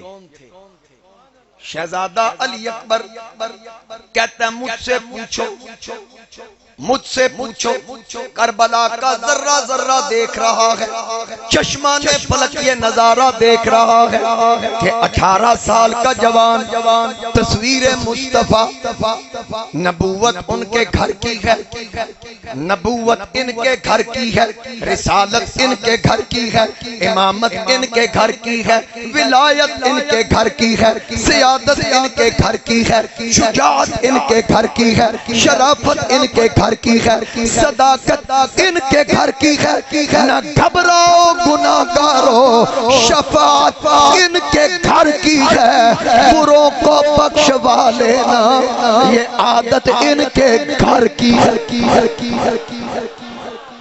اب اس خاندان کا شہزادہ علی اکبر میدان میں آتا ہے، جرت نہیں کوئی یزیدی ایک ایک کر کے سامنا کرتا، کئی بے ایمانوں کو واصل جہنم کیا، ایسے کاٹا جیسے فصل کاٹی جاتی ہے۔ اب ابن سعد دیکھ رہا ہے، اس نے محکم بن طفیل سے کہا جا تو لشکر لے کے، یہ اکیلا قابو میں آنے والا نہیں، یہ شیر خدا کا پوتا ہے، اس کی رگوں میں بھی حیدری خون ہے۔ علی کا گھر بھی کیا گھر ہے، جس گھر کا ہر بچہ جسے دیکھو وہی شیر خدا نظر آتا ہے۔ کہتے ہیں جا کے روکو۔ اب کیا ہوا؟ علی اکبر تلواریں چلا رہے ہیں، میرے امام دیکھ رہے تھے، محکم بن طفیل 1000 کا دستہ لے کے آیا، امام پاک دیکھ رہے تھے، اس کے باوجود علی اکبر گھبرایا نہیں، تلوار لے کے اس لشکر میں خود گھس گئے، کئیوں کی گردنیں قلم کر دی، وجود کے ٹکڑے کرنے کے بعد علی اکبر امام عالی مقام کے پاس واپس تشریف لائے، کہا اے پیارے ابا جان، کاش ایک گھونٹ مل جاتا، پھر نہ آپ کے جانے کی ضرورت پڑتی، میں دیکھتا ایک ایک کو اس طرح واصل جہنم کرتا، آج پتہ چلتا علی کا پوتا ایک ہی تمام یزیدیت کے لیے کافی ہے۔ میرے امام نے اپنی زبان نکالی، علی اکبر کے منہ میں داخل کی، فرمایا لے بیٹا میری خشک زبان چوس۔ جب زبان چوسی تو حوض کوثر کے نظارے آ گئے، وہ زبان جو نانا چوسا کرتے تھے، آج علی اکبر اس کی لذت کو لے کر پھر میدان کی طرف گئے۔ جب میدان کی طرف جاتے ہیں، علی اکبر پھر کئی یزیدیوں کو واصل جہنم کرنے کے بعد ایک بے ایمان نے دھوکے سے نیزہ مارا، علی اکبر کے کلیجے میں آ کے لگا۔ 18 سال کا جوان آواز دیتا ہے یا ابتاہ ادرکنی، اے پیارے ابا جان میری خبر لیجئے۔ اب امام عالی مقام دوڑ کے آئے، شہزادہ علی اکبر تصویر مصطفیٰ شبیہ مصطفیٰ میرے امام پاک اپنے ہاتھوں پہ اٹھاتے ہیں۔ ابن عساکر نے لکھا کہ اس دن میرے امام کی عمر 56 سال 5 ماہ 5 دن تھی۔ جس وقت علی اکبر کو اٹھایا کوئی بال سفید نہ تھا، جب علی اکبر کی لاش اٹھائی میرے امام کے بال سفید ہو گئے۔ 18 سال کی لاش۔ اب آپ میں سے کوئی ایسا تو ہوگا جس نے اپنے جوان کی لاش اٹھائی ہوگی، کسی نے اپنے بھائی کے جنازے کو کندھا دیا ہوگا، کسی نے جوان بھائی کی لاش اٹھائی، کسی نے اپنے بیٹے جوان کی لاش اٹھائی۔ یہ پوچھو ان لوگوں سے، میرے استاد صاحب ظہور بھٹی صاحب، انہوں نے اپنے جوان بیٹے کی لاش اٹھائی، آج تک نہیں بھولے، جب بھی یاد کرتے آنکھوں سے آنسو۔ ذرا سوچ، میرا امام ایک جنازہ نہیں، اور جس کے ویڑے میں 72 جنازے پڑے تھے، اس کے باوجود صبر کے خطبے دے رہا تھا، پردہ دار بیویوں کو صبر کی تلقین کر رہے تھے۔ تاریخ والوں نے لکھا کہ حضرت علی اصغر کو ہاتھوں پہ اٹھایا ہوا تھا، دروازے پہ خیمے کے دروازے پہ بیٹھے تھے، بیویوں کو واعظ و نصیحت کر رہے تھے۔ اچانک ایک بے ایمان حرملہ نے تیر کھینچا، شہزادے علی اصغر کے گلے میں پیوست ہو کے میرے امام کے بازو پہ آ گیا۔ امام پاک گفتگو کرتے ہوئے جب دیکھا کہ علی اصغر کا گلا بھی پھاڑ دیا گیا اور اس کا تو گناہ بھی نہیں تھا، کوئی قصور بھی نہیں، جو وہ سمجھ رہے تھے کہ حسین معاذ اللہ اس بات کا گناہگار ہے، جرم کر رہا ہے کہ یزید کی بیعت نہیں کرتا، اس معصوم کا کیا جرم تھا، اس کا کیا قصور تھا کہ حسین جھولی میں لے کر بیٹھے تھے۔ بعض مورخین نے لکھا کہ اس دن علی اصغر پیدا ہوئے تھے، جس وقت کان میں اذان دے رہے تھے اس وقت آ کے تیر لگا۔ بعض نے یہ بھی لکھا، بعض مورخین نے یہ بھی لکھا کہ پانی اتمام حجت کے لیے مانگا، لیکن علماء اہل عشق فرماتے ہیں یہ بات عقل کے منافی ہے۔ کہ حسین یزیدیوں سے پانی کا سوال کرے، اس لیے اہل عشق نے اس کو رد کر دیا۔ بات وہی درست ہے کہ حسین جھولی میں لے کے بیٹھے تھے، لیکن علی اصغر معصوم کے گلے میں تیر آیا۔ میرے امام پاک حضرت ام رباب سے کہنے لگے لے اپنا بیٹا سنبھال، نانے کے دین کے لیے ہمارا 6 ماہ کا بچہ بھی قربان ہو گئے۔ اب حسین پاک 6 مہینے کا شہید بھی ہاتھوں پر اٹھا کر لائے، بیویوں کو واعظ و نصیحت بھی کی، اور پھر حضرت سیدہ زینب اور امام پاک کا خیمہ بالکل متصل تھا، جڑا ہوا۔ میں نے اس خیمے کو اپنی آنکھوں سے دیکھا ہے کہ 2 خیمے ایسے ان کی پشتیں جڑی ہوئی ہیں، اندر سے راستہ تھا۔ میں اس خیمے کے اندر بھی مجھے سامنے دیکھنے کا شرف حاصل ہوا اندر سے، تو میں دیکھ رہا ہوں۔ میں نے پوچھا یہ ہر ایک کا، یہ علی اکبر کا خیمہ، یہ قاسم کا خیمہ، یہ جو خیمہ ہے یہ 2 اکٹھے کس کے ہیں؟ اوپر لکھا ہوا تھا ایک حسین کا ہے، دوسرا زینب کا ہے۔ یہ بہن بھائی کربلا کے میدان میں بھی جدا نہیں ہوئے، ہر ایک کا خیمہ الگ تھا، لیکن جناب سیدہ زینب اور جناب امام علی مقام امام حسین کا خیمہ اکٹھا تھا۔ ساری لاشوں کو ٹھکانے لگا کر جناب امام حسین سیدہ زینب کے خیمے میں آئے تو آنکھوں سے آنسو چل رہے تھے۔ سیدہ زینب نے کہا اے حسین، جب قاسم شہید ہوئے تو میں نے آنسو دیکھے تھے آپ کی آنکھوں میں، اونو محمد کی گردنیں کٹی تھی، میں نے آپ کی آنکھوں میں آنسو دیکھے تھے، جس وقت علی اکبر کی لاش کو آپ اٹھا کر لائے میں نے آنسو دیکھے تھے، علی اصغر کا معصوم لاشا لائے میں نے آنسو دیکھے تھے، عباس کے بازو کٹے ہوئے لائے تھے میں نے آنسو دیکھے تھے، لیکن جو انداز اب رونے کا دیکھ رہی ہوں یہ پہلے نہیں تھا۔ میرے امام نے کہا میری بہن آج دن کیا ہے؟ وار تداس اج وار کیے۔ سیدہ زینب نے کہا جمعے کا دن ہے۔ اس بات پہ حسین پھر روئے، کہا آج وہ جمعہ ہے کہ جس کے خطبے چھوڑ کر نانا مجھے گرتا ہوا دیکھ کر تھام لیا۔ آج جمعے کا دن ہے کہ عیسائی اور یہودی اپنی عبادت کے دن کھل کے عبادت کریں، جن کے گھر میں سورہ جمعہ نازل ہوئی ہو وہ کھل کے عبادت بھی نہ کر سکے۔ میرے امام پاک اس بات پہ رو رہے ہیں۔ سیدہ زینب کہتی ہے ویر صبر کر، حوصلہ رکھ۔ میرے امام کو حوصلہ دیا جناب سیدہ زینب نے، اور کہا کہ اگر آپ نے خطبہ ہی دینا ہے نا تو جمعے کا دن تو ویسے ہی ہے، آپ ہم پردہ دار بیویوں کو خطبہ دے لیں، ہم آپ کا خطبہ سنیں گی، آپ خطبہ ارشاد فرمائیے۔ جناب امام علی مقام امام حسین نے سامنے بٹھا کر پردہ دار بیویاں بھی ہیں، زین العابدین بھی ہے، تقریباً 14 سال عمر ہے امام زین العابدین کی۔ تو اس وقت میرے امام پاک نے کہا شاید میری شہادت میں چند لمحات باقی ہیں۔ اتنی بات کی تو زین العابدین نے کہا ابا جان جب تک میں زندہ ہوں میں آپ کو میدان کربلا میں نہیں جانے دوں گا۔ میرے امام پاک نے فرمایا نہ بیٹا نہ، میں تجھے اپنے پیچھے چھوڑ کے جاؤں گا، کیونکہ میری نسل بھی تو چلنی ہے، میرے نانا کی نسل جو میری طرف سے جاری ہوگی اے میرے بیٹا وہ آگے تجھی سے بڑھے گی، میں تجھے اپنے پیچھے چھوڑ کے جا رہا ہوں، قیامت تک حسینی سید جو ہوگا وہ تیری لڑی سے ہوگا، تیری نسل سے ہوگا۔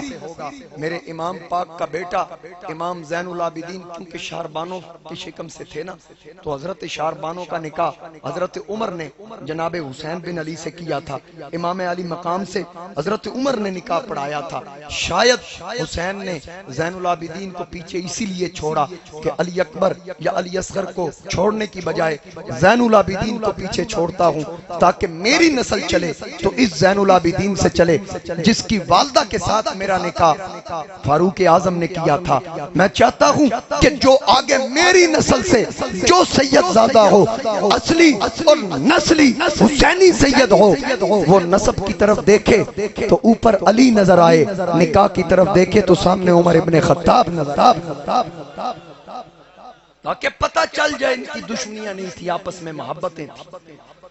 حضرت امام زین العابدین نے خواہش کا اظہار کیا لیکن میرے امام نے کہا نہیں بیٹا تجھ سے میری نسل چلے گی، اور امام پاک نے فرمایا اے زینب یاد رکھنا میرا امتحان مکمل ہونے والا ہے اور تم لوگوں کا امتحان شروع ہونے والا ہے. ہو سکتا ہے میرے جانے کے بعد تمہیں ستایا جائے, زیادہ ستایا جائے. دربار یزید میں تمہارے ساتھ کچھ ایسے معاملات ہوں کہ جس سے تمہارے جذبات کو ابھارا جائے, لیکن یاد رکھنا جس قدم پہ میں یاد آؤں یا جہاں تمہیں ستایا جائے تو وبشر الصابرین کا وظیفہ نہ بھولنا, صبر کا دامن نہ چھوڑنا. یاد رکھنا ہم شریعت کے محافظ ہیں. اے میری بہن, میرے جانے کے بعد تمام پردہ دار بیویوں سے کہا بدن چاک نہ کرنا, اپنے چہرے پہ تمانچے نہ مارنا. اللہ کی قسم یہ میرے نانا کی شریعت کے خلاف ہے. ہائے وائے نہ کرنا, واویلا نہ کرنا, بے صبری نہ کرنا. رونا رحمت ہے لیکن ہائے وائے نہ کرنا. ان اللہ مع الصابرین, اللہ صابرین کے ساتھ ہے. وبشر الصابرین, اور صابروں کو خوشخبریاں ہیں. مہربانی کرنا میرے جانے کے بعد رو لینا لیکن ہائے وائے نہ کرنا, کیونکہ میرے نبی علیہ السلام نے فرمایا جو بدن چاک کرے, جو سینے پہ ہاتھ مارے, وہ ہم میں سے نہیں. یہ میرے امام کی وصیت تھی آخری. اور پھر اس کے بعد امام پاک نے جب جانے کی تیاری کی, حسین پاک نے اپنی ہمشیرہ محترمہ سے کہا اے میری بہن, اب زندگی کی ایک آخری خواہش جو میں تیرے سامنے رکھنا چاہتا ہوں. میرے امام پاک نے کہا اے میری بہن زینب, میں چاہتا ہوں کہ میرے آخری لمحات میں چاہتا ہوں مجھے تو الوداع کر, کیونکہ جتنے بھی کربلا کے سوار گئے سب کو میں نے الوداع کیا. میں چاہتا ہوں اب میری باری ہے, مجھے سواری پہ تو سوار کرا, کیونکہ اگر میرا بھائی عباس ہوتا رکاب کے نیچے تلی رکھتا, میرے بھائی حسن ہوتے لگامے میرے ہاتھ میں پکڑاتے, میرے بابا علی ہوتے مجھے ذوالفقار حیدری پکڑاتے, میری ماں فاطمہ ہوتی میرا ماتھا چومتی, میرے نانا جان ہوتے تھپکی دے کے سوار کرتے. اب سب کے حصے کا پیار تو نے دینا ہے.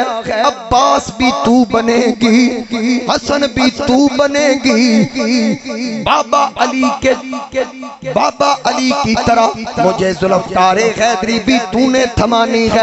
نانے کی ادا کے ساتھ تھپکی بھی تو نے دینی ہے, ماں بن کے ماتھا بھی تو نے چومنا ہے. اے میری بہن چل مجھے الوداع کر. حضرت سیدہ زینب اٹھی, ایک دستار اٹھائی, اپنے ویر کے سر پہ رکھی, ماتھا چوما. پھر کیا ہوا, وہ منظر کیا ہوگا. آج بھی بہنیں ویروں کو سوار کرتی ہیں اس امید کے ساتھ کہ ویر جب لوٹے گا خوشیاں لے کے آئے گا, لیکن یہاں تو معاملہ ہی الٹ ہے کہ ویر جا رہا ہے, اب ملاقات زندگی میں دوبارہ نہ ہوگی. وہ بہن اپنے ویر کے سر پہ دستار سجا رہی ہے, ماتھا چوم رہی ہے. حسین پاک حضرت تاجدار گولڑا کے چشم و چراغ شاہ نصیر الدین نصیر آپ فرماتے ہیں کہ سر پہ زینب نے جو سر چوم کے باندھی دستار, بن سنور کے جو ہوا دلدل حیدر پہ سوار, بن سنور کے جو ہوا دلدل حیدر پہ سوار. شور اٹھا کے گلے باغ بطول آتا ہے, مرحبا دین شہادت کا رسول آتا ہے.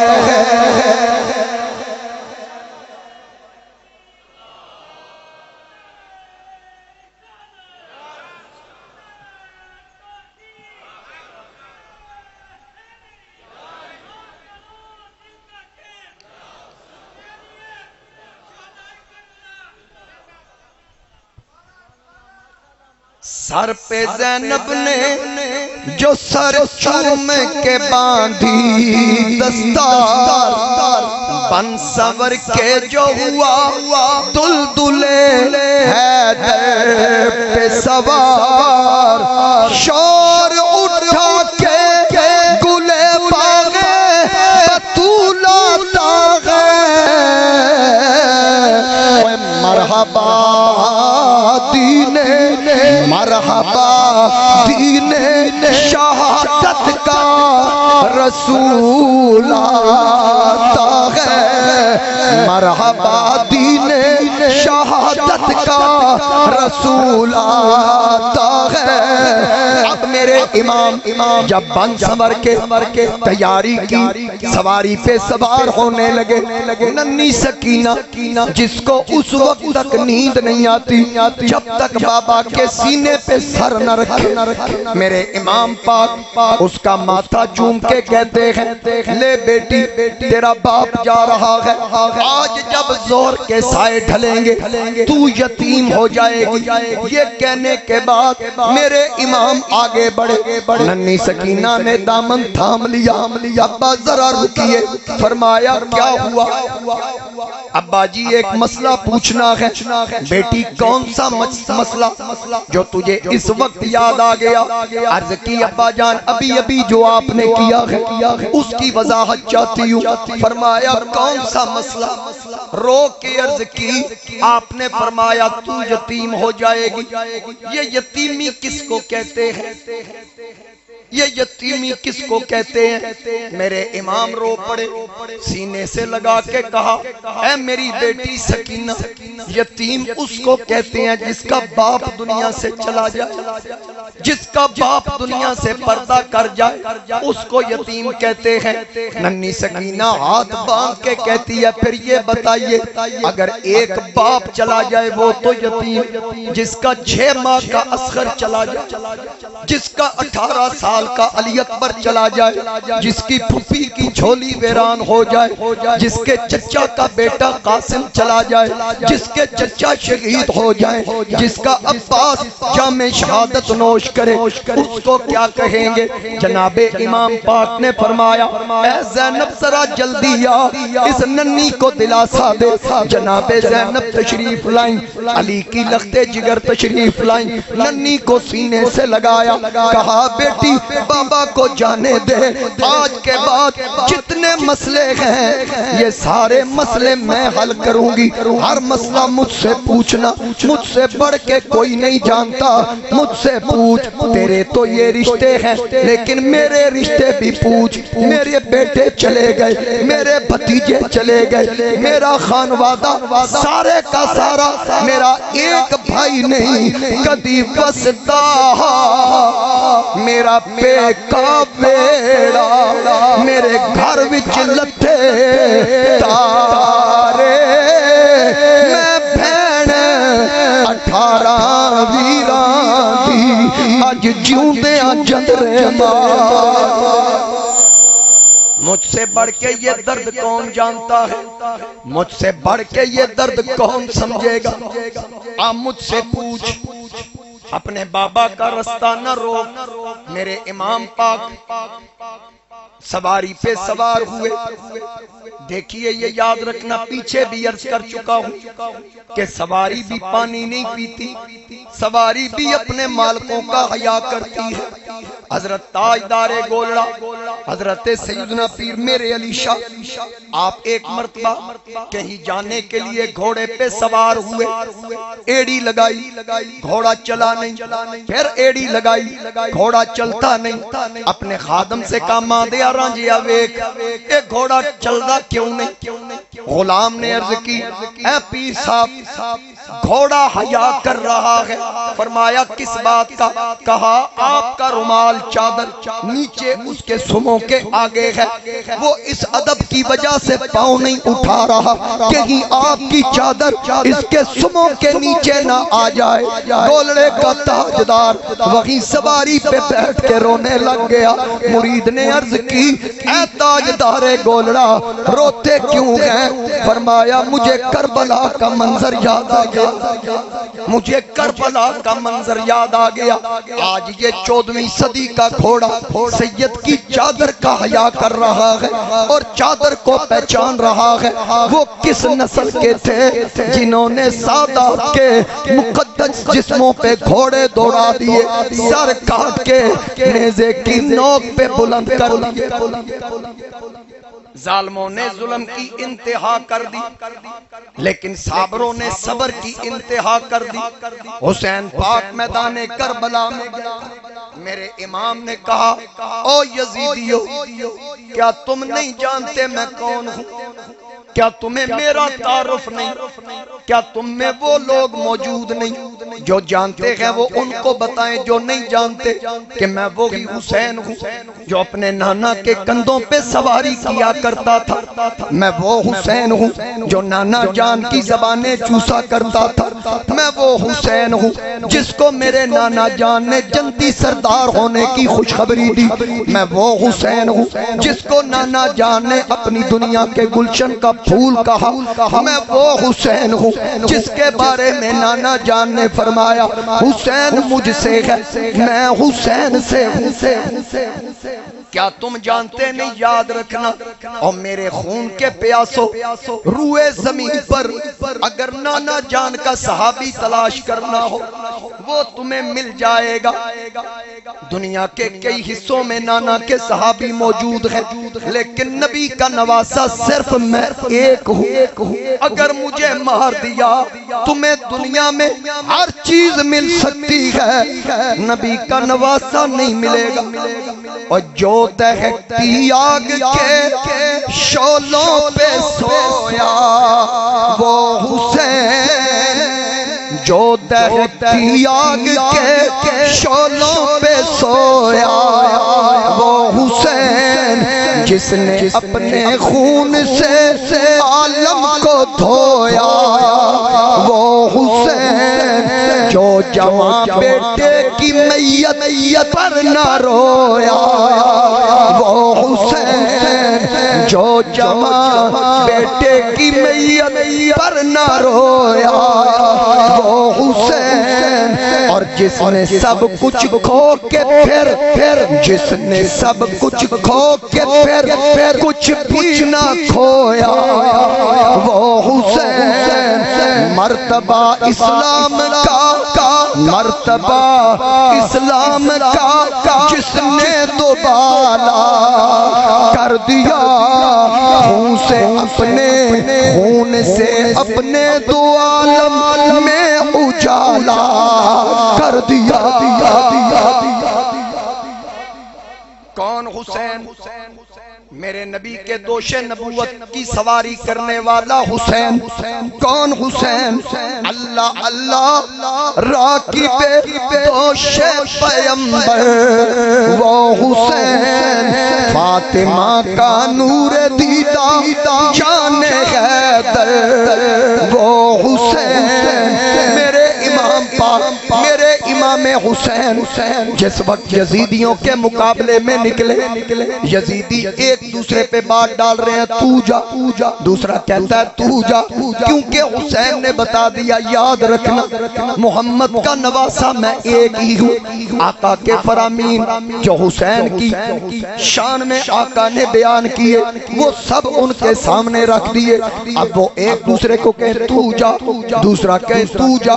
حسین کے قتل کا گناہ اپنے سر لینے کے لیے کوئی تیار نہ تھا۔ شمر بے ایمان نے کہا او جلدی کرو، دیر نہ کرو، تمہارے لیے انعامات کی بارش ہوگی، چھوڑو کن چکروں میں پڑ گئے ہو، جلدی جاؤ۔ ادھر حسین للکار کے کہہ رہا ہے آؤ مقابلے میں، سینہ تانے ہوئے لو ابن علی آتا ہے، کربلا والو سنبھل جاؤ ولی آتا ہے۔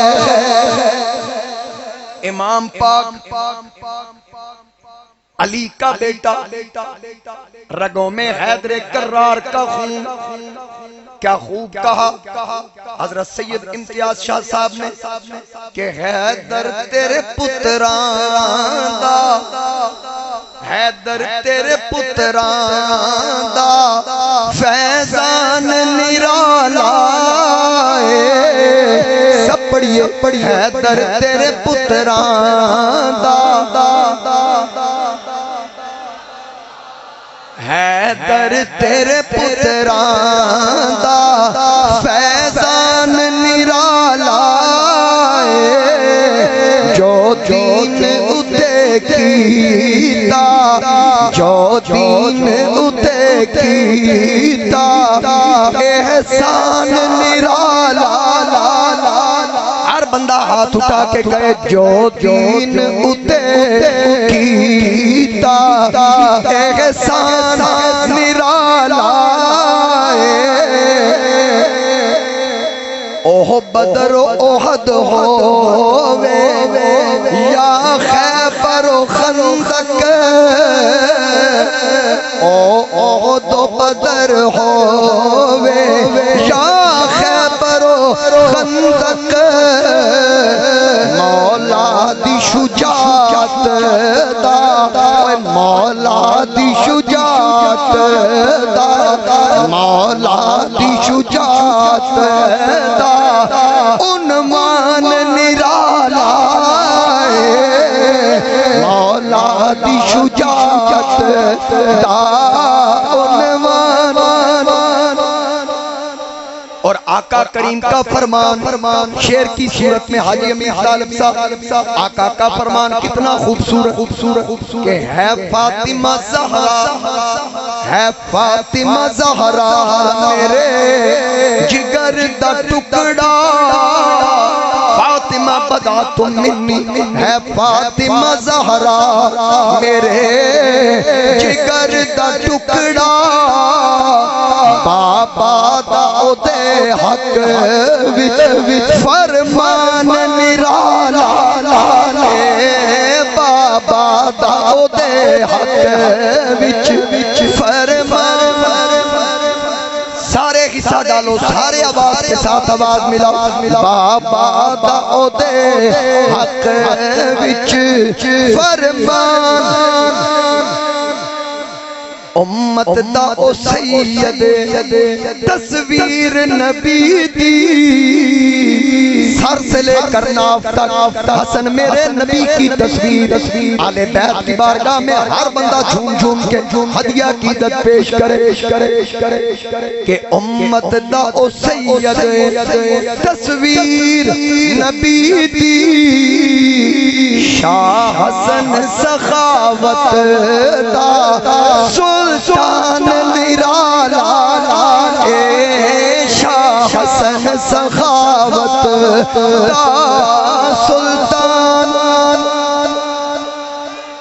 حفاظ بھی پڑھ دے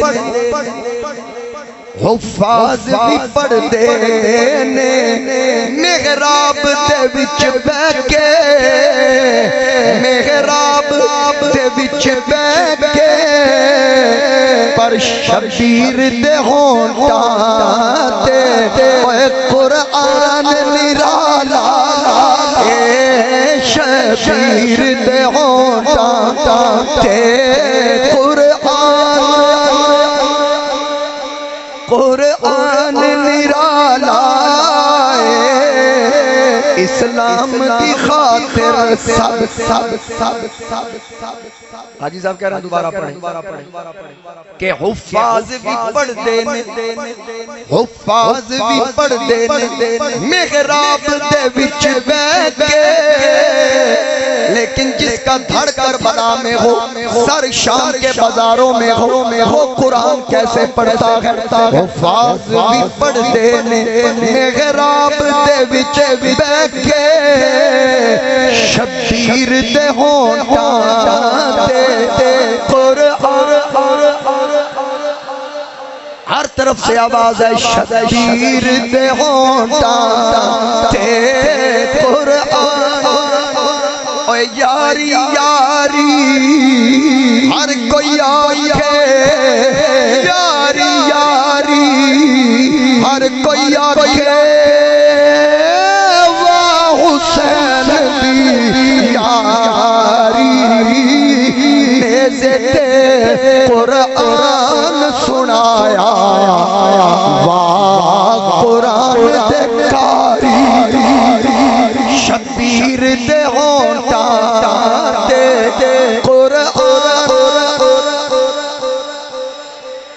اسلام دی خاطر اسلام دی خاطر سب کنب کو چھڑیا سو رب دی کربلا مہمان نرالا اے سو رب دی کربلا مہمان ہونٹاں تے ہے زہرا پتران دا قصیدہ ہر ایک ہونٹ پر ہر ایک زبان پر کیا ہے ہونٹاں تے ہے زہرا دے بچیاں دا قصیدہ بخشش لئی سید دا سامان نرالا بخشش لئی سید دا سامان شہادت امام علی مقام اور اس سے اگلا سفر آئندہ